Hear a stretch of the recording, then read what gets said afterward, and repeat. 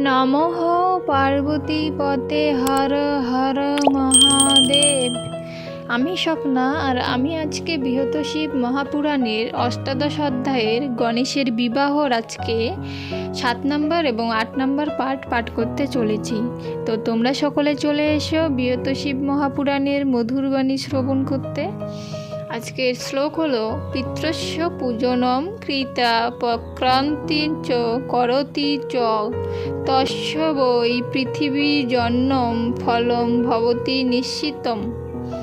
শ্লোকটির অনুবাদ আজকে 7 নম্বর পাঠ থেকে পাঠ করতে চলেছি। তো অনুবাদটি হলো, অতএব বিবেচনা করিয়া অন্তরে আপনার ইচ্ছামতো করো অতঃপরে।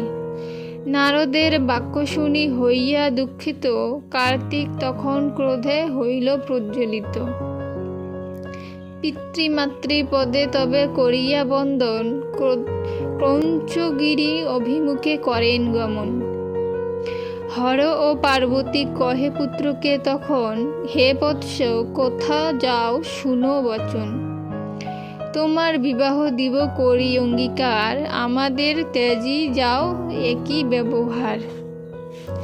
তখন কার্তিক কহে, হে মাত হে পিত, ছল দ্বারা আমাকে করেন বিতাড়িত। এই মতো বাক্য কহি কার্তিক তখন অবিলম্বে তথা হতে করেন গমন। অদ্যপি কুমার রয় সে কৌঞ্চ পর্বতে, সর্বপাপ নাশ হয় দর্শন মাত্রেতে। তবে আর কার্তিক বিবাহ না করিল, তাইতে কুমার নামে অভিহিত হইল। কার্তিকী পূর্ণিমা দিনে দেব ঋষিগণ কৌঞ্চে গিয়া কুমারকে করেন দর্শন। পুত্রের বিরহে দুর্গা আর মহেশ্বর সে পর্বতে অধিষ্ঠিত হন অতঃপর। তথায় মল্লিকার্জুন নামে তেজময় সুখাবহ জ্যোতির্লিঙ্গ আছেন নিশ্চয়। হর পার্বতীকে তথা দেখি সমাগত, তথা হতে কার্তিক যাইতে সমুদ্রিত। দেবতাগণের তবে অনুরোধ মতো কিছু দূরে কুমার হলেন অধিষ্ঠিত। শম্ভু অমাবস্যা দিনে উমা পূর্ণিমায় সর্বহিতে অধিষ্ঠিত রহেন তথায়। কার্তিকের পূর্ণিমায় কৃত্তিকা নক্ষত্রে কুমারে দর্শন যেবা করে হিষ্টচিত্রে। তাহার পাতক রাশি হয় বিদরিত, সকল অভীষ্ট সিদ্ধ হয় যথাযথ। গণেশ বিবাহ কথা পরম পবিত্র, ভক্তদাস গায় গীতা হয়ে এক চিত্র।